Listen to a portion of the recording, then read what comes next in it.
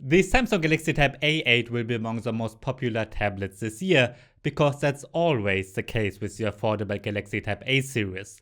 This year, we get a bit larger screen, Android 11, and a new Unisoc processor. But is it a good choice? I'm NJ from mynexttablet.com, and that's what you'll learn in this Galaxy Tab A8 review.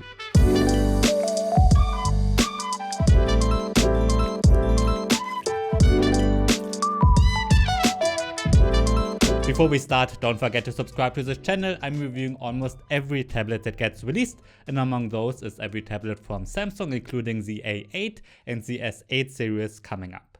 Let's start with the display of the Galaxy Tab A8, because this is one of the most important aspects of a tablet, and sadly this year Samsung is giving us a bit of a downgrade compared to its predecessor.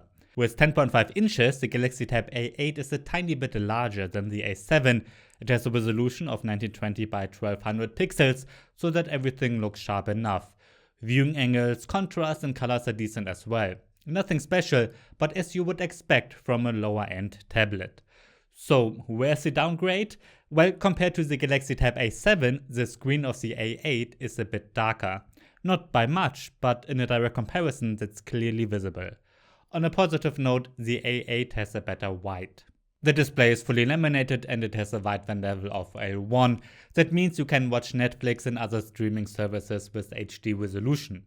Sounds normal, but it's not. The Nokia T20 is a direct competitor and supports SD quality only. On its sides, the Galaxy Tab A8 has 4 speakers in total, and you can hear a real stereo separation.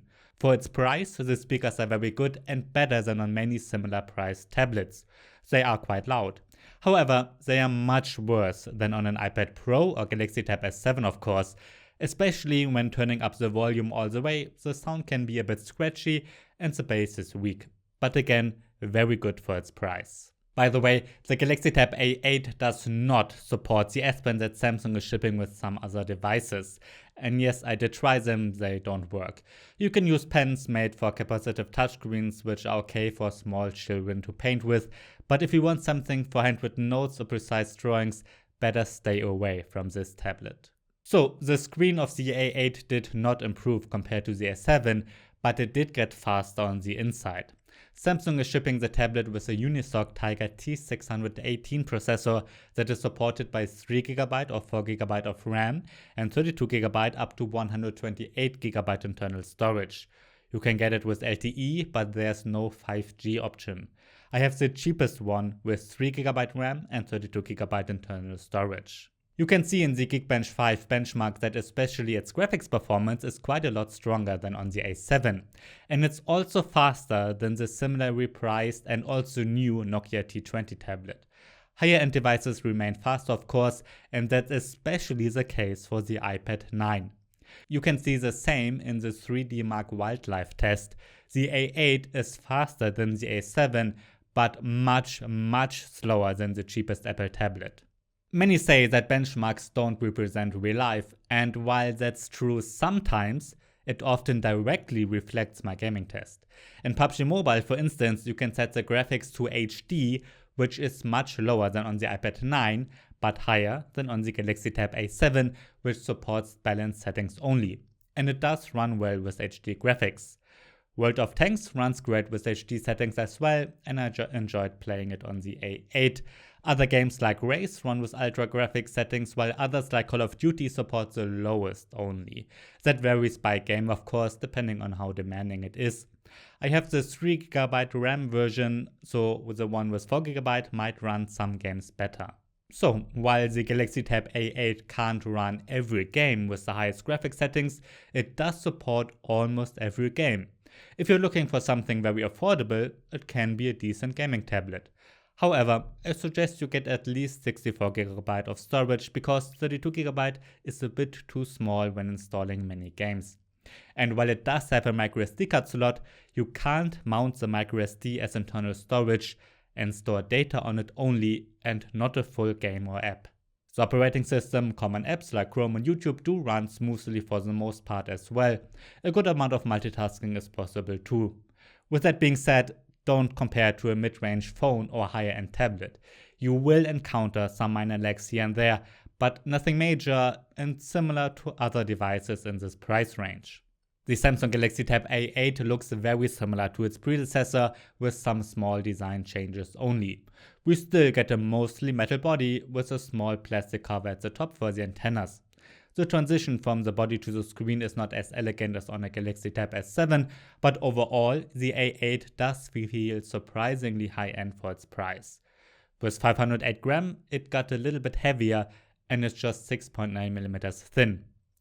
On the top we get a power button and volume controls. I like that it still features a standard 3.5mm headphone jack.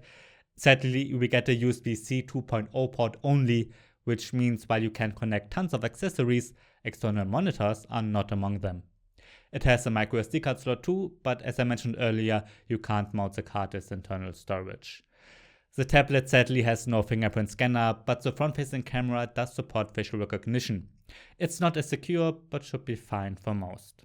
Selfies look good with that 5MP webcam, and the 8MP main camera on the back takes decent photos and videos too.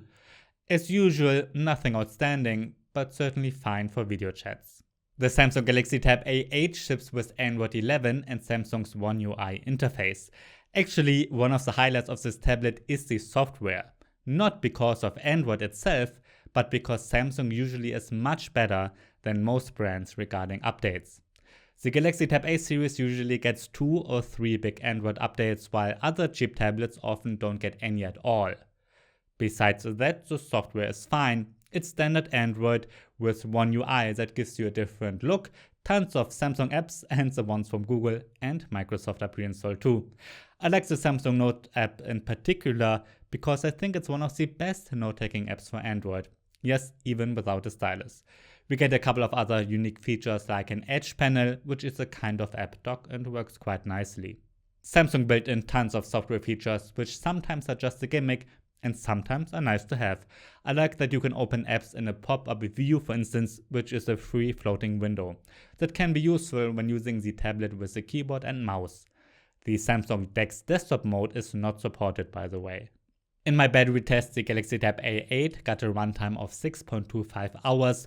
For this, I'm always looping an HD YouTube video at maximum brightness. So, should you get the Samsung Galaxy Tab A8? Well, as usual, that depends on what you're looking for. I think it's a nice tablet if you're looking for something affordable with a good value.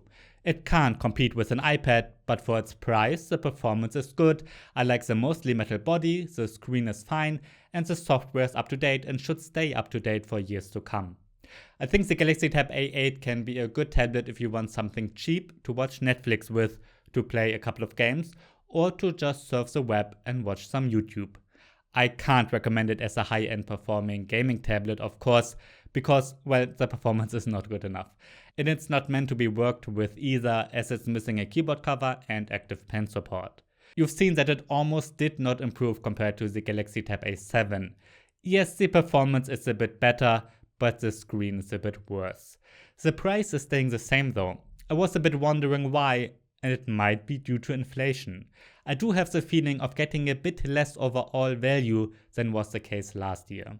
Let's check out the alternatives. If you're willing to spend a bit more money and want something with a huge bump in performance, then you should check out the Apple iPad 9. Sure, it's pricier, but the performance is outstanding for its price. We also get a nice button-down laminated screen, a metal build, optional keyboard cover, as well as an optional stylus. You are an Android fan and want something better? Check out the Xiaomi Pad 5. Yes, it's pricier too, but almost everything is much better than the Galaxy Tab A8, and that includes its screen, performance, build quality and speakers. Here you can get decent accessories as well. And again, it is much better. In case you want to save as much money as possible, check out the Amazon Fire HD10 and HD10 Plus. They are lacking the Google Play Store, but are decent tablets for Netflix and gaming as well. While you have to live with Amazon's Android and everything feels a bit cheaper, you can save lots of money, and they are fine tablets too. Alright, that's the end of my review of the Samsung Galaxy Tab A8. If you have any questions, write them down below. I'm Andrzej from mynexttablet.com. Thanks for watching and see you next time.